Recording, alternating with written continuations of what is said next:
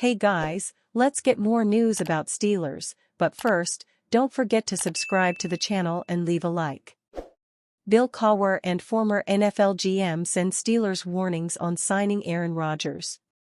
Former Pittsburgh Steelers head coach Bill Cowher went through a few veteran quarterbacks prior to the team drafting Ben Roethlisberger in 2004. None of the signal callers Cowher possessed were future Hall of Fame inductees like Aaron Rodgers. But Cowher made it clear Rodgers isn't his first choice for the Steelers to start behind center next season.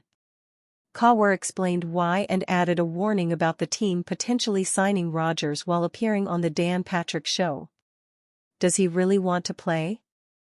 I mean, the longer you wait, you just have to wonder where is his heart, and how much does he really want to do? And I said, I just think when somebody starts talking about retirement, they've already checked the box. So they've checked out to some degree, Cowher told Patrick on March 19. So how much has he nullified to want to come here and be part of trying to win a championship and then consequently be a bridge to the next guy? These are conversations that you got to be convinced that that's where his heart is at. Cowher isn't the only former member of the Steelers organization who recently preached caution about the team targeting Rodgers. Upper St. Clair and Pitt alum Doug Whaley, who worked 10 years in the Steelers organization and was Buffalo Bills general manager from 2013 to 16, shared a similar warning. If you start talking retirement at 41, is he going to be able to get over that thought process in his mind and able to give 110% for the entire season? Whaley said during a radio appearance on 93.7 The Fan. There are recent instances where an NFL player has retired and returned to the league to play at a high level. Those examples should put Steelers fans at ease over concerns about Rodgers talking retirement this offseason. But players weighing their post-NFL options is a red flag, according to Whaley. The former Bills general manager shared a story from his Buffalo tenure of a time the organization purposefully avoided signing a star contemplating retirement. We're in Buffalo, and Percy Harvin gets cut from Minnesota, Whaley said during his 93.7 The Fan appearance. We call him to say, hey, we're interested in you. And he goes, I'm thinking about retiring. At the time, Anthony Lynn was our running backs coach, and I think our offensive coordinator. And he says, I'd love to have him, but once you hear athletes start talking about retirement, they've already retired. Multiple NFL reporters have indicated this offseason Rodgers is choosing between the Steelers, Minnesota Vikings, New York Giants and retirement this offseason.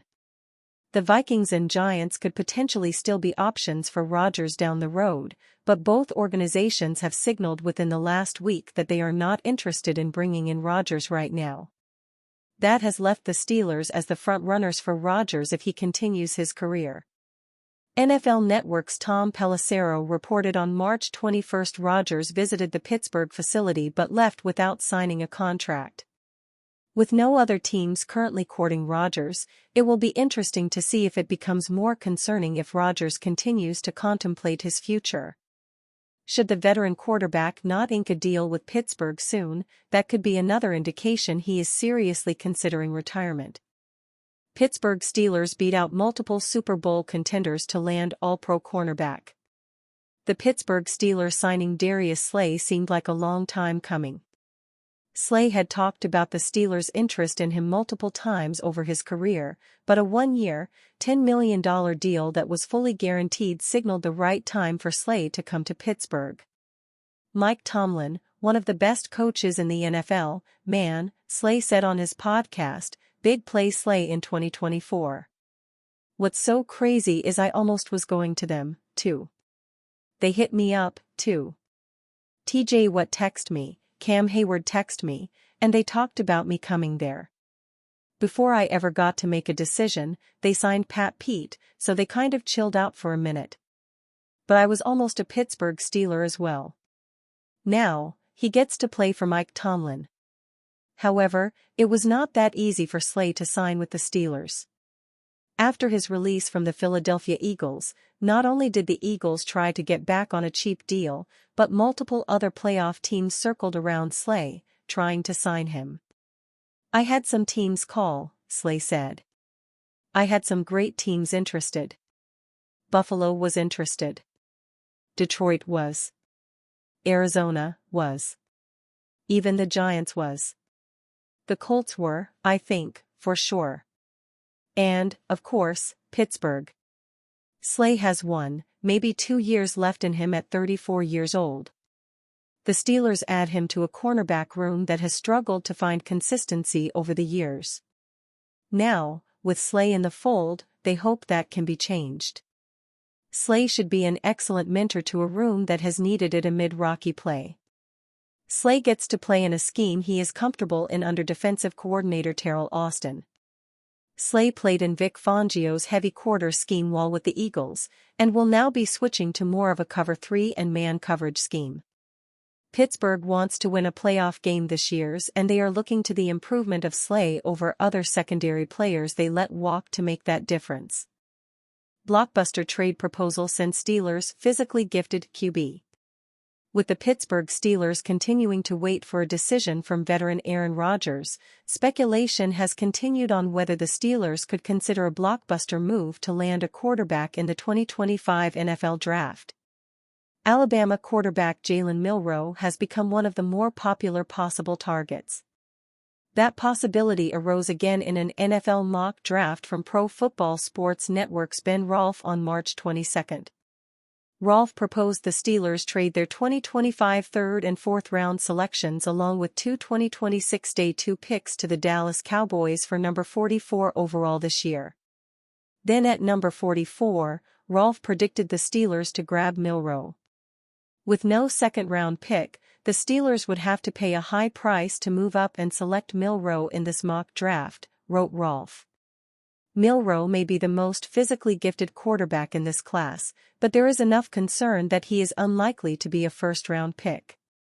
The raw talent and potential are huge, which will intrigue teams, but the bust potential is equally big. The Steelers don't have a 2025 second-round pick to target Milroe early on day 2 because they traded the selection to the Seattle Seahawks for wide receiver DK Metcalf. It's rather clear that the Steelers' preferred quarterback choice is Rodgers. Rolfe argued that if the Steelers sign the 41-year-old signal caller, then it's highly unlikely the team gives up the draft capital necessary to move into the second round for Milroe. But even as they close in on Rodgers, the Steelers have shown interest in Milroe this spring. NFL Network's Tom Pelissero reported on March 18 head coach Mike Tomlin, general manager Omar Khan and quarterbacks coach Tom Arth had dinner with Milroe before his Alabama Pro Day. The Crimson Tide signal caller then delivered a message through the media a day after dinner with the Steelers brass. "If the opportunity presents itself for me to be Tomlin's quarterback, I'll take full advantage of it," said Milroe. Pundits have speculated about Tomlin's desire to bring in a mobile quarterback for quite some time. The Steelers head coach again hyped mobility behind center during his postseason press conference on January 14. "The X factor that quarterback mobility is in our game and is trending and has been trending," Tomlin told reporters. That is not a new discussion. Milroe completed 64.3% of his passes for an average of 8.9 yards per pass in 13 games last season. The Alabama quarterback also had 2,844 passing yards, 16 passing touchdowns and 11 interceptions. On the ground, Milroe posted 726 yards and 20 touchdowns as a senior. And you fan? What do you think about Jalenl Milroe's situation? Write to us in the comments.